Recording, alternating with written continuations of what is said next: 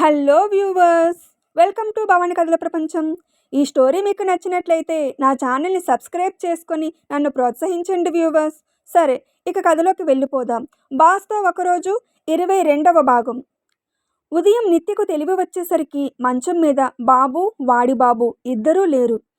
అప్పుడే ఒకడు ఆటకి ఒకడు పనికి వెళ్ళిపోయారా అనుకొని ఆమె వాష్రూంలోకి వెళ్ళి బ్రష్ చేస్తూ అద్దంలో ఆమె రూపం చూసుకుంటుంటే మెడ మీద 2-3 చోట్ల ఉన్న గాయాలు కనిపించాయి. అక్కడ తడుముకొని అద్దంలో మరింతగా తన శరీరాన్ని చూసుకొని, ఇప్పుడు వీటిని ఆంటీ చూస్తే ఏమనుకుంటుంది, వద్దన్నా వినడు అని సుతారంగా తిట్టుకుంటూ స్నానం మొదలుపెట్టింది. అప్పటి వరకు బాల్కనీలో ఫోన్ మాట్లాడిన శ్రీరాజ్ స్నానం చేయడానికి తలుపు తెరిచేసరికి నిత్య అటు తిరిగి స్నానం చేస్తూ కనిపించింది. నేనింట్లో లేననుకొని ధైర్యంగా తలుపు గడియ పెట్టుకోకుండా స్నానం చేస్తుంది అనుకొని అతని బట్టలు తీసేసి చప్పుడు చేయకుండా వచ్చి పొట్ట చుట్టుకున్నట్లుగా వెనుక నుండి ఆమెను హత్తుకున్నాడు.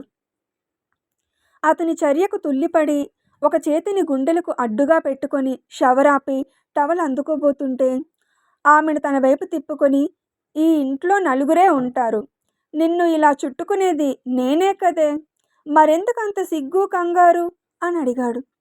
నువ్వైతే మాత్రం ఇలా సడన్గా చుట్టుకుంటే కంగారు ఉండదా?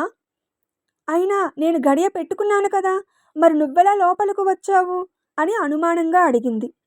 రాత్రి ముచ్చట్లే మదిలో మెదులుతూ గడియ పెట్టాను అనుకుని పెట్టలేదు, నువ్వు తెరిచే ఉంది కదా అని లోపలికొస్తే అమ్మాయి గారు జలకాలాడుతున్నారు. ఇద్దరము జలకాలాడుతూ మరోసారి ముచ్చట తీర్చుకోమని నా శరీరం మనసు ఉరకలు వేస్తుంది అంటూ ఆమె పెదవులను అందుకోబోయాడు. అతని పెదవులకు చేతిని అడ్డుగా పెట్టి, ఏంటిది సిగ్గు లేకుండా, ఆంటీ ఏమనుకుంటుంది, బయటకు వెళ్ళు అంది. సుందరమ్మ ఏమనుకోదు, ఆమె బాబుని ఆడించడంలో చాలా బిజీగా ఉంది అంటూ ఆమె పెదవులను అందుకోబోతుంటే ఆమె తన వదనాన్ని పక్కకు తిప్పుకోవడంతో మెడవంపుని ముద్దుల్లో ముంచెత్తుతున్నాడు. అతని చర్యలు చక్కిలిగిలి పెడుతుంటే వదనాన్ని అటూ ఇటూ తిప్పుతూ, అల్లరి ఆపి బయటకు వెళ్ళు, స్నానం అయ్యాక నాకు కిచెన్లో పని ఉంది, అయినా రాత్రి అన్ని రోజుల కక్షని తీర్చుకున్నావు కదా అంది. ఎక్కడ పూర్తిగా తీర్చుకొనిచ్చావు, బాబు లేస్తాడు, మనల్ని వెతుక్కుంటాడు అని తెగ నసపెట్టావు కదా, మరి నా ముచ్చటను పూర్తిగా తీర్చుకోవాలి కదా అని ఆమె కింది పెదవిని అందుకుని ముద్దాడి పై పెదవిని కూడా జతచేసి ఆమె పెదవులను పూర్తిగా ఆక్రమించుకొని ముద్దాడి ఆమె అనాచ్ఛాదిత శరీరాన్ని సున్నిత భాగాలను సైతం మునివేళ్లతో తాకుతుంటే అతని తాకిడికి ఆమె వశం తప్పుతుంది. అంతలోనే నార్మల్ అవుతూ ఒక చేయి తన గుండెలకు అడ్డుగా ఉంటుండగా మరో చేతితో అతని దూరం నెట్టి, ఏదైనా రాత్రి మాత్రమే చూసుకోవాలి, ఇలా ఎప్పుడు పడితే అప్పుడు కాదు, నువ్వు ముందు బయటకు వెళ్ళు అంది. మళ్ళీ ఆమెను చుట్టుకొని, వెళ్ళను, ఏం చేస్తావు, అయినా మొన్న ఫంక్షన్కి వెళ్లే ముందు టవల్లో ఉన్న నా శరీరం వంక ఆశగా చూసావు కదా, మరి కోరి చెంతకు వస్తే ఎందుకు అడ్డులు చెప్తున్నావు అని అడిగాడు.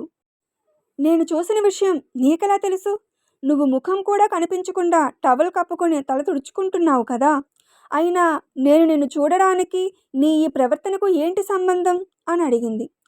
ఏముంది, నీకేం కావాలో నాకు అర్థమైంది, దాన్ని అందించాలనే మళ్ళీ చెంతకు వచ్చాను అన్నాడు. ఆ మాటకు నొసలు వదులవుతుండగా, నిన్ను ఆ దృష్టితో చూడలేదు, అందుకోసమని నువ్విలా ప్రవర్తించాల్సిన అవసరం లేదు అంటూ అతని చేతులను తప్పించే ప్రయత్నం చేస్తుంది. పిచ్చి, ఎందుకిలా నన్ను దూరం పెడుతున్నావు, ఆహ్వానంలా ఇలా ఎదుట నిలిచాక ఆక్రమించుకోకుండా ఉంటానా, అసలే ఇన్ని రోజులు అల్లరికి విరామం ఇచ్చాము, మరి దాన్ని సమానం చేయాలి కదా అంటూ ఆమె శరీరం మీద అమరిన నీటి బిందువులు ముత్యాల్లా కనిపిస్తుంటే ఆ ప్రతి చోట మీసాల గాయాలు తెలిసేలా పెదవుల తాకిడితో ముద్దులు పెడుతున్నాడు. అతని చేతులకు పరవశంలో మునిగిపోతున్న ఆమెను దరహాస బదనంతో చూస్తూ ఆమె గుండెలకు అడ్డుగా చేరిన ఆమె చేతిని తప్పించి ఆమె అందాలను ముద్దు చేస్తున్నాడు. పెరుగుతున్న అతని చర్యలు ఆమెలో అలజడిని పెంచుతుంటే అతని వదనాన్ని తన ఎత్తులకు మరింతగా అదుముకుంది. ఆమె శరీరం మీద నీటి బిందువులు సైతం అతనిలో కోరికలు పెంచుతుంటే ఆమెను మిర్రర్ గోడకు దాపుపెట్టి ఆమె కాలిని అతని నడుం మీదకు చేర్చుకొని ఇష్టంగా ఆమెలోకి చేరిపోయాడు. అతని దూకుడికి ఆహ్ అని తీయగా మూలిగింది. ఆమె మూలుగుని సైతం ఆస్వాదిస్తూ, నాలో ఈ మార్పు కోసమే కదా తహతహలాడావు అన్నాడు నెమ్మదిగా కదలికలు పెంచుతూ. నేను నీలో ఈ రకమైన మార్పు కోరుకోలేదురా. నవ్వుతూ నవ్విస్తూ సరదాగా ఉండే తీరులో మార్పుని కోరుకున్నాను అంది. అందుకే కదా సరదాను పెంచుతున్నాను అన్నాడు. నేనన్న సరదా మార్పు దీనికోసం కాదురా. నా ఉద్దేశం నీకు అర్థమైందని నాకు తెలుసు అంది కినుకుగా. ఆ మాటకు రొమాంటిక్గా చూస్తూ పెదవులు సాగదీసి నవ్వుతూ ఆమెలో వేగంగా కదులుతున్నాడు. అతని చూపుకి దాడికి ఆమె బుగ్గలు సిగ్గుతో ఎరుపెక్కిపోతుండగా, నీకు సిగ్గు లేదు అంది అతని వేగానికి ఆమె కూడా కదులుతూ. అతని దాడికి లయబద్ధంగా కదులుతున్న ఆమె ఎత్తులను పట్టి మదిస్తూనే ఆమెలో వేగంగా కదులుతూ, సిగ్గుపడితే సుఖపడలేం బేబీ. సమయం సందర్భం చూడకుండా అల్లరి చేయనివ్వడం భార్యగా నీ మొదటి కర్తవ్యం అంటూ ఆమెను మరింతగా తనలోకి అదుముకుంటూ ఆమె లోతుల్లోకి చేరిపోతున్నాడు. పూర్తి తరహాగా తన శ్రీ వెనక్కి వచ్చినందుకు ఆమె కూడా ఇష్టంగా అతనితో కదులుతూ, బ్యాలెన్స్ కోసం అతని 6 పలకల దేహం మీద ఒక చేయి, నరాలు తేలిన అతని చేతి మీద ఒక చేయి వేసి, ఇక చాలు ఆపు బాస్, ఉదయాన్నే ఓపికంతా లాగేస్తున్నావు. బాస్తో ఒకరోజు గడిపితే ఇక జీవితాంతం నీ కింద నలిపేస్తావని అప్పుడు నాకు తెలియదు అంది. ఫారెన్ ట్రిప్లో నీ చూపులు నన్ను ఉక్కిరిబిక్కిరి చేసేవి తెలుసా. నువ్వు కూడా ఒకప్పుడు నన్ను ఆ దృష్టితోనే చూసావు కదా అన్నాడు. రేయ్, నీతో సాంగత్యాన్ని కలలో కోరుకున్నాను, ఇలలో కాదు అంది గాబరాగా. అందుకే కదా నన్ను చేజిక్కించుకోవాలని ఏ ప్రయత్నమూ చేయలేదు నువ్వు.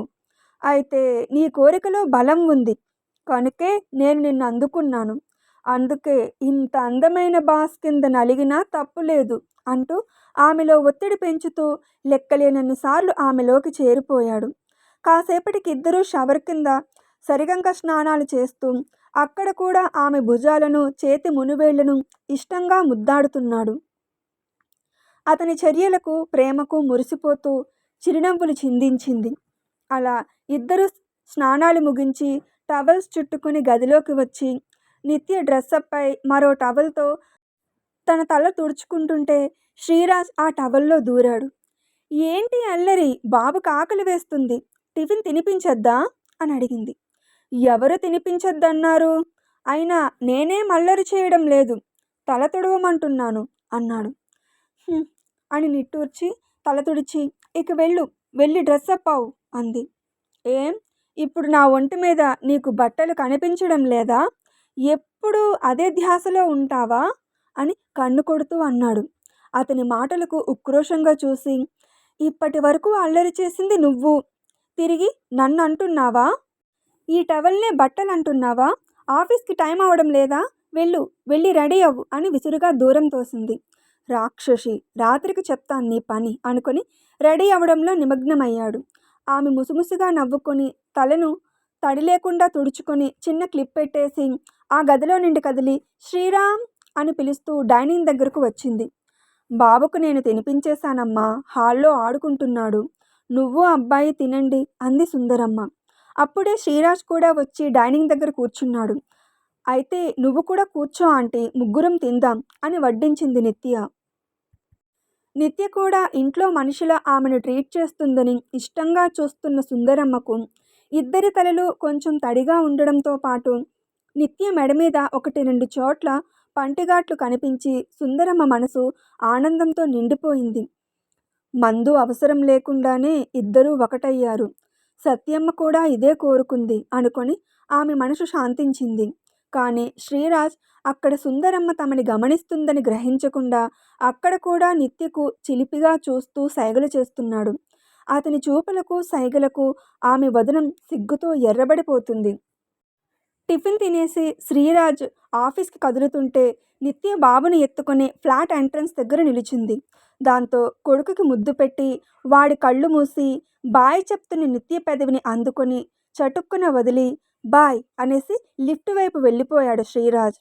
ఆ చర్యకు ఆశ్చర్యంతో కళ్ళను నిలబెట్టేసి అంతలోనే సిగ్గుపడుతున్నట్లుగా నవ్వుకుంది నిత్య. నిత్యకు డేట్ వచ్చిందని ఆ రాత్రి ఆమె తన గదిలో పడుకుంది.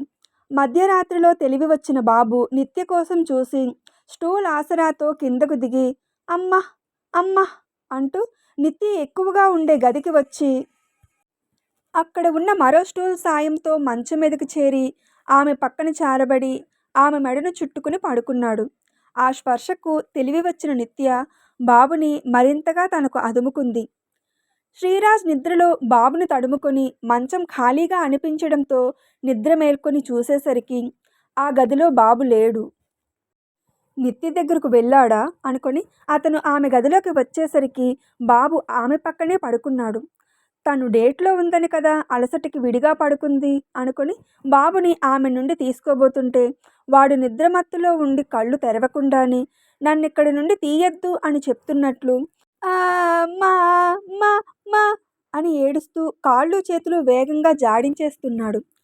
అమ్మకు ఒంట్లో బాగోలేదు నాన్న, మనిద్దరం బజ్జుందందా అని అంటున్నాడు శ్రీరాజ్. వాడికి అదంతా ఏమర్థమవుతుంది? వాడి ప్రపంచం నుండి దూరం చేస్తున్నట్లుగా ఏడుస్తున్నాడు. దాంతో పర్వాలేదు శ్రీ, వీడు నాతోనే పడుకుంటాడులే అని నిత్య వాడిని తీసుకొని తన పక్కన సరిగా చారబరచగానే ఎంతో భద్రతను అనుభూతి చెందుతున్నట్లుగా ఏడుపాపి మళ్ళీ ఆమె మెడను చుట్టుకొని పడుకున్నాడు బాబు. దగ్గర ఉండి స్టూల్ ఆసరాతో మంచాలెక్కడం దిగడం నేర్పించావు కదా, ఇప్పుడు అనుభవించు అన్నాడు శ్రీరాజ్. దాంతో నిత్య చిన్నగా నవ్వింది. ఎందుకు నవ్వుతున్నావు? మీ ఇద్దరూ ఒకటే, DNA టెస్ట్ అవసరమే లేదు. నేను డేట్లో ఉన్నప్పుడు నువ్వు కూడా నన్ను ఇలాగే చుట్టుకుని పడుకున్నావు. మీ ఇద్దరికీ ఈ సమయంలో నాతో ఏ అవసరం లేకపోయినా నేనే కావాలి అంటున్నారు, అందుకే నవ్వొచ్చింది. డ్రగ్లా ఎక్కేసావు మరి. సరే, మీ ఇద్దరూ ఇక్కడ ఉంటే నేను కూడా ఇక్కడే పడుకుంటాను అని బాబుకి అటు పక్కన చారబడ్డాడు. దాంతో చిన్నగా నవ్వుకొని, బాబు మధ్యరాత్రిలో ఇదివరకు లేచేవాడు కాదు అన్నావు, మరిప్పుడు ఎందుకు లేస్తున్నాడు అని అడిగింది. అదా, వాడికి అమ్మ ప్రేమను పరిచయం చేసిన నువ్వు వాడిని వదిలి వెళ్ళిపోతావేమో అని నిద్రలో కూడా నువ్వు గుర్తొచ్చినప్పుడల్లా లేస్తున్నట్లున్నాడు అన్నాడు. అతని వివరణకు బాధగా అనిపించింది నిత్యకు. ఇంత చిన్న వయసు నుండే అభద్రతా భావానికి గురి అవుతున్నాడని బాధపడింది. వాడికి నేను దూరం అవ్వను అని చెప్తూ వాడిలో ఆ భావాన్ని పోగొట్టాలి అనుకొని కాసేపటికి ఆమె నిద్రలోకి జారుకుంది. నిత్య బాబుని ఆడిస్తూ స్వీట్స్, పూలు, పళ్ళు, బొమ్మలను చూపిస్తూ వాటి ఉచ్చారణను వినిపిస్తూ అమ్మ ఎక్కడికి వెళ్ళదు, నీతోనే ఉంది, ఎప్పటికీ ఉంటుంది అని చెప్తూ వాడికి అన్ని విషయాలను ఫీడ్ చేస్తుంది. రోజంతా సోఫాలెక్కడం దిగడం, ఏది కనిపిస్తే దాన్ని ముక్కలు చేయడం చేస్తూ అల్లరి పెంచేస్తున్న శ్రీరామ్ రాత్రి అయ్యేసరికి త్వరగా పడుకుండిపోతున్నాడు. దాంతో బాబు చుట్టూ అడ్డులు పెట్టి డిన్నర్ అయ్యాక ఈ ఇద్దరు నిత్యగతిలోకి వచ్చి తమ ప్రణయ పుస్తకంలో రోజుకో కొత్త మజిలీని చేరుకుంటున్నారు. అలుపెరిగిన యుద్ధం చేసి అలసిన దేహంతో నిత్య పక్కన చేరి ఆమెను తన గుండెల మీదకు చేర్చుకొని ఆమె చేతివేళ్లను సవరిస్తున్నాడు.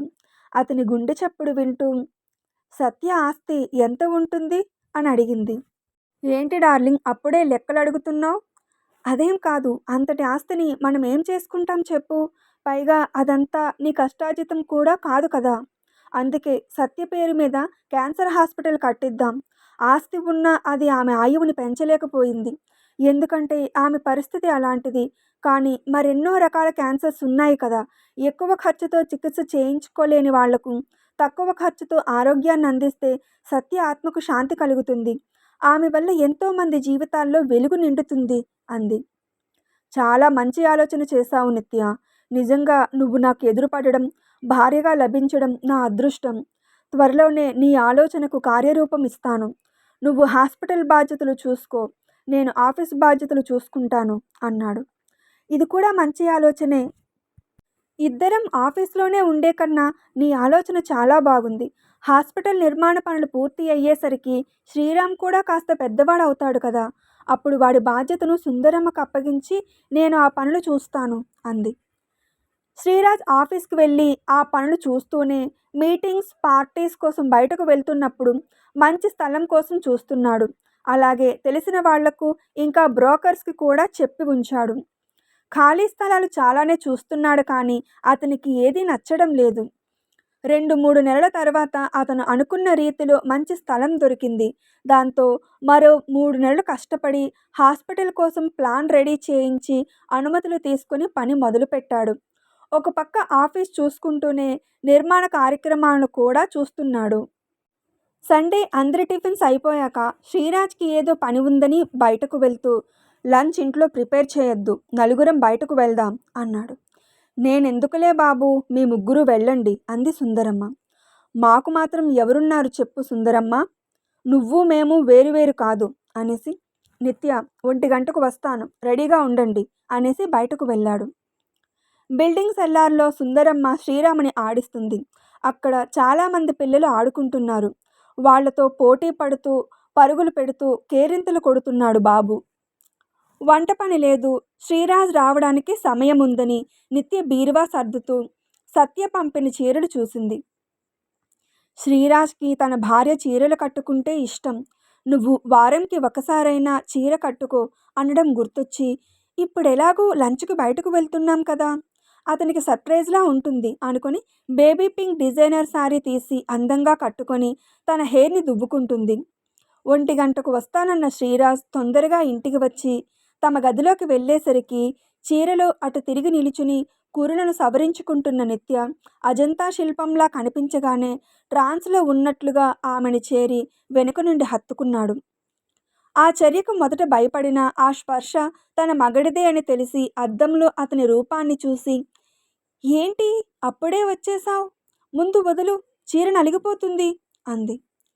చీరలోని అందాలను ఆరగించడానికి తొందరగా వచ్చేశాను అంటూ ఆమె పైటను కిందకు జార్చేశాడు.